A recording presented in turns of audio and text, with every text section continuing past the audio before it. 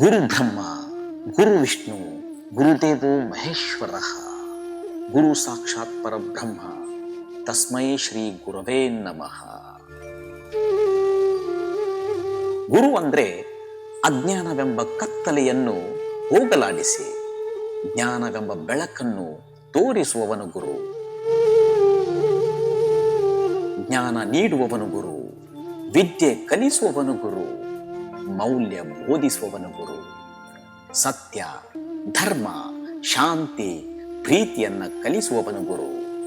ಪಾಠ ಹೇಳುವವನು ಗುರು, ಬದುಕನ್ನ ರೂಪಿಸುವವನು ಗುರು. ಗುರುವಿಲ್ಲದ ಜೀವನ ಅರ್ಥವಿಲ್ಲದ ಪುಸ್ತಕವಿದ್ದಂತೆ. ಅಜ್ಞಾನವೆಂಬ ಕತ್ತಲೆಯೊಳಗೆ ಹೊಳೆಯುವ ದೀಪವೇ ನಿಜವಾದ ಗುರು. ಗುರು ಕೇವಲ ಪುಸ್ತಕದ ಅಕ್ಷರಗಳನ್ನು ಕಲಿಸುವವನಲ್ಲ, ಬದುಕಿನ ಅರ್ಥವನ್ನೇ ಕಲಿಸುವವನು ಗುರು.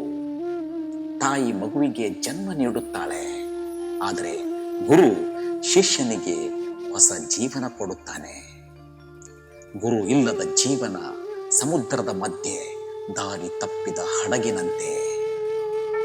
ಸಂಪತ್ತನ್ನ ಕಳ್ಳ ಕದಿಯಬಹುದು, ಆದರೆ ಗುರು ಕೊಟ್ಟ ಜ್ಞಾನವನ್ನ ಯಾರೂ ಕದಿಯಲು ಸಾಧ್ಯವಿಲ್ಲ. ಗುರು ಅಂದ್ರೆ ಕೇವಲ ಬುದ್ಧಿ ಕಲಿಸುವವನಲ್ಲ, ಬದುಕನ್ನೇ ಕಟ್ಟಿಕೊಡುವವನು ಗುರು. ಶಿಷ್ಯನೊಳಗೆ ಮಲಗಿರುವ ಮಹಾನ್ ವ್ಯಕ್ತಿಯನ್ನ ಎಬ್ಬಿಸುವವನು ಗುರು.